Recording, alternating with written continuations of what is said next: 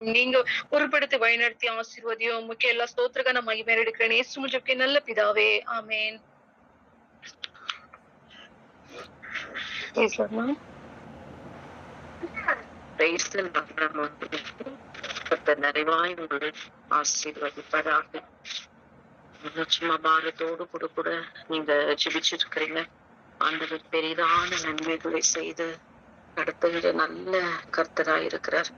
கர்த்தருடைய வார்த்தை எப்படியா சொல்லப்பட்டிருக்கிறது?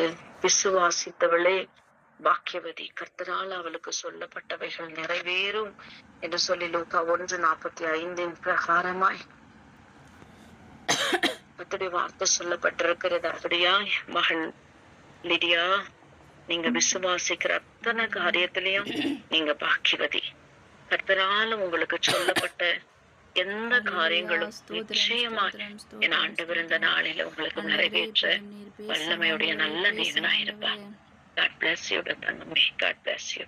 இந்த நாளில கூட அன்பு மகள் கீதா அவர்கள் கர்த்தருடைய வார்த்தையை நம்ம அதில கொண்டு வருவார்கள்.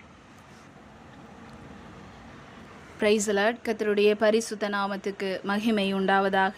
இன்றைய நாளிலும் வார்த்தையை கொண்டு வரும்படியாய் அழைத்ததான எல்ஷடாய் சாலோம் ஏஜி சபை அவர்களுக்கும் அதே போன்று இந்த வாய்ப்பை அளித்த இயேசு கிறிஸ்துவுக்கும் என் மனதார நன்றிகளை தெரிவித்துக் கொள்கின்றேன். நாம் யாவரும் ஒருமனப்பட்டு ஜெபிக்கலாம். அன்பின் தேவனே, கர்த்தாவே, இந்த நேரத்திலும் கர்த்தாவே உம்முடைய வார்த்தை எங்களோடு பேசட்டும். அனுதினமும் நாங்கள் வாழ்கின்ற வாழ்க்கையில் அநேக போராட்டங்கள், அநேக பிரச்சனைகள், ஆனாலும் என் கர்த்தாவே நீர் காட்டுகின்ற வழி எதுவோ அதிலே நாங்கள் பயணிக்கின்றோம். எங்களோடு நீர் பேசுவீராக. உம்முடைய வார்த்தை பேசட்டும். எங்கள் வாழ்க்கையில் செவ்வனவே, எங்கள் வாழ்க்கையில் ஆண்டவரே, எங்கள் வழிகளெல்லாம் ஆண்டவரே நாங்கள் செவ்வனவே நடந்து போக உம்முடைய வார்த்தை எங்களோடு இடைப்பட வேண்டுமாய் ஜெபிக்கின்றோம். ஜீவனுள்ள நல்ல பிதாவே, ஆமீன்.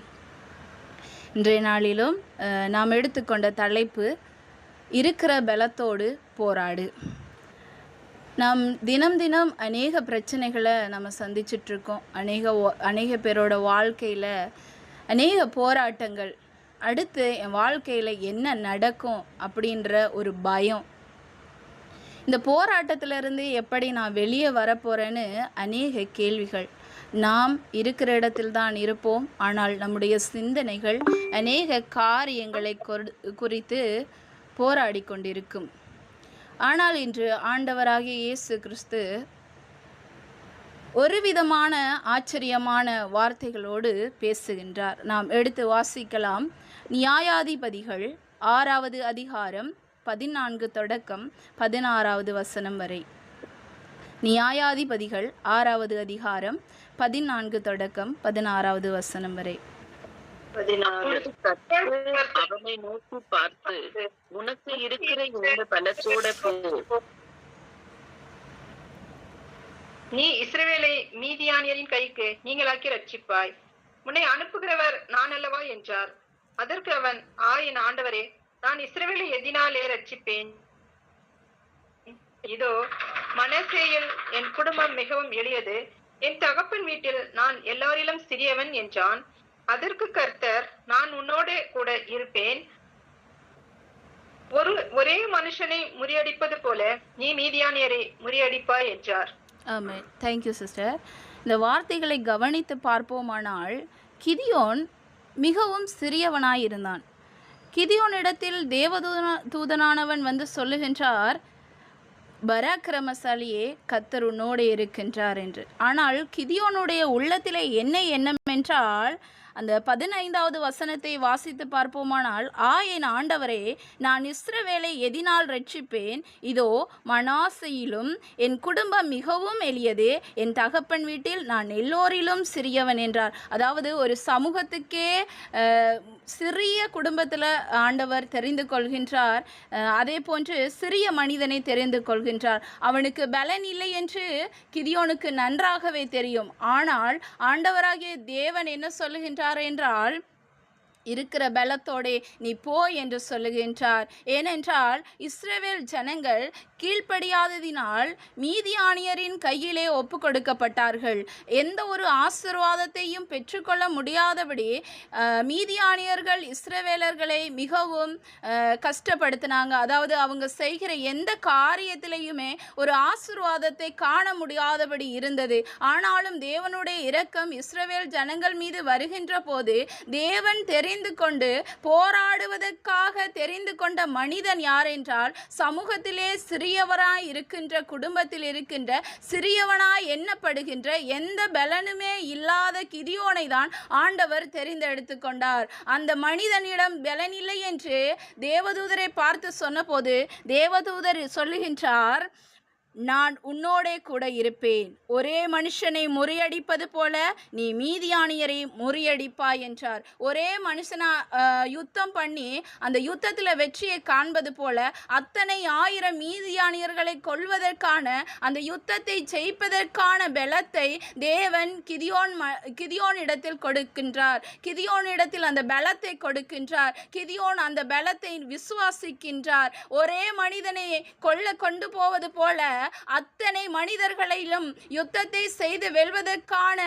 பலத்தோடு கிதியோன் போன போது ஆண்டவர் சொன்ன வாக்குறுதியான வார்த்தைகள் அந்த மீதியானியர்களின் மத்தியிலே வேலை செய்தது. போராடுவதற்கான பலத்தை தேவன் கிதியோனிடத்தில் கொடுத்து அங்கே ஒரு வெற்றியை காண செய்கின்றார். எந்த பலனும் இல்லை, என்னால் போராடுவதற்கு என்னால் முடியவில்லை, அநேக போராட்டங்கள், அநேக பிரச்சனைகள், அநேக காரியங்களில் நான் தோற்று போயிருக்கின்றேன், நான் என்ன செய்ய போகின்றேன், என் வாழ்க்கையிலே நான் என்னத்தை குறித்து நான் போராடுவது என்று தெரியாமல் அநேக போராட்டங்கள், சமாதானம் இல்லை, நான் என்ன செய்வதென்று தினம் தினம் கண்ணீரோடும் வேதனையோடும் நிற்கின்ற மகனே மகளே, உன்னோடு தேவன் பேசிக் கொண்டிருக்கின்றார். கிதியோனுடைய உள்ளத்திலே தேவன் பலத்தை கொடுத்தது போல இன்று நம் மத்தியில் அதே தாசனாகிய கிதியோனோடு இருந்தது போல நம் உள்ளங்களிலும் இல்லங்களிலும் தேவனாகிய ஆண்டவர் இருந்து அந்த பலத்தை நம் மத்தியிலே கொடுக்கின்றார். இன்னும் விரிவாக பார்ப்போம் என்றால் எடுத்து வாசிக்கலாம். யோசுவா 8வது அதிகாரம் 18வது வசனம். யோசுவா 8வது அதிகாரம் 18வது வசனம். அப்பொழுது கர்த்தர் யோசுவாவை நோக்கி, உன் கையில் இருக்கிற ஈட்டியை ஆயுக்கு நேராக நீட்டு, அதை உன் கையில் ஒப்பு கொடுப்பேன் என்றார். அப்படியே யோசுவா தன் கையில் இருந்த ஈட்டியை பட்டணத்திற்கு நேராக நீட்டினான். அவன் தன் கையை நீட்டின உடனே பதிவிருந்தவர்கள் தீவிரமாய் தங்கள் இருந்த இடத்திலிருந்து எழும்பி ஓடி பட்டணத்துக்கு வந்து அதை பிடித்து தீவிரத்தோடு பட்டணத்தை தீக்கொளுத்தினார்கள். ஹல்லேலூயா, ஹல்லேலூயா. Thank you sister. யோசுவா 8வது அதிகாரத்தில் இந்த மாதிரியான வசனங்கள் அதை நாம் முழுவதுமாய் வாசித்தோம் என்றால், யோசுவா கூட தேவன் எப்படியாய் இருந்து அந்த பட்டணத்திலே தேவ ஆவியானவர் தேவன் எப்படியாய் இருந்து அந்த போராட்டத்திலே, அந்த யுத்தத்திலே எப்படியான வெற்றிகளை கொண்டு வந்தார் என்று நாம் வாசிக்க முடியும். யோசுவாவிடம் தேவன் சொல்லுகின்றார், உன் கையை பட்டணத்துக்கு நேராய் உன் ஈட்டியை நீட்டு என்று தேவனுடைய வார்த்தைக்கு கீழ்ப்படிந்தார். முதலாவது நேரத்தில் யோசுவா வெற்றியை காணவில்லை, காரியம் தோல்வியாய் முடிந்தது. ஆனால் 2வது தடவையாக பட்டணத்தை பிடிப்பதற்காக, வெற்றியை கொண்டு வர வேண்டும் என்பதற்காக தேவனுடைய வார்த்தைக்கு கீழ்ப்படிந்து பட்டணத்தை பார்த்து ஈட்டியை நீட்டிய பொழுது 1000 ஜனங்களை ஜெயிப்பதற்கான வெற்றியை தேவன் யோசுவா மூலமிருந்து அந்த இடத்திலே வேலை செய்தார். யோசுவாவின் கைகளில் இருந்த ஈட்டியை கொண்டு தேவன் அந்த இடத்திலே வேலையை நடப்பித்தார். போராடுவதற்கான பலத்தை கொடுத்தார். எத்தனை நிமிடங்கள், எத்தனை நாட்கள், எத்தனை வருடங்கள் ஆனாலும் நான் தேவனுடைய பேச்சை கேட்டு ஈட்டியை நீட்டுவேன் என்று உள்ளத்திலே நினைத்த யோசுவாவின் இருதயத்தின் வேண்டுதலை கர்த்தர் பார்த்து அந்த பட்டணம் தீ கொளுத்தி முடியும் வரையிலும் கர்த்தர் வெற்றியை கொடுத்தார். அதற்கு காரணம் என்னவென்றால், தேவனுக்கு கீழ்ப்படிந்து அந்த போராட்டத்துக்கு போவதற்கு முன்பதாக தேவனுடைய வார்த்தைக்கு கீழ்ப்படிந்து யோசுவா அந்த ஆயி என்கின்ற பட்டணத்தை பார்த்து தன்னுடைய கைகளை நீட்டினார். கை எவ்வளவு நேரம் வலித்திருக்குமோ தெரியாது. கை எவ்வளவு நேரம் அந்த பட்டணத்தை தீ கொளுத்து வரையும் அந்த ஈட்டியை பிடித்திருக்கணுமான்னு தெரியாது. ஆனா தேவனுடைய வார்த்தை உண்மை உள்ளது, அது நிறைவேறுகின்றது. அந்த வாக்குத்தத்தங்கள் நிறைவேறும் என்ற நம்பிக்கை யோசுவாவோடு இருந்ததினால் ஈட்டியை கீழே இறக்கவே இல்லை. பட்டணத்தில் ஜெயம் வரும் வரையும் அந்த ஈட்டி பட்டணத்துக்கு நேராய் நீட்டப்பட்டு இருந்தது.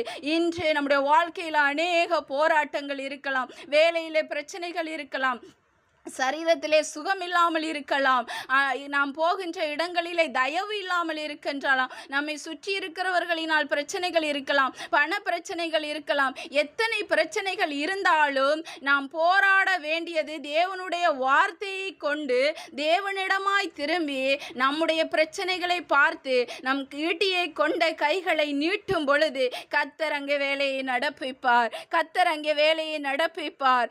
ஈட்டியை கீழே போடாத யோசுவாவை போல நம்முடைய ஜெபங்கள் கீழே போகாத அளவுக்கு நாம் அவரை துதிக்க வேண்டும், நாம் அவரை ஆராதிக்க வேண்டும். அவருடைய வார்த்தையினாலே நாம் ஜெயத்தை பெற்றுக்கொள்கின்றவர்களாய் இருக்க வேண்டும்.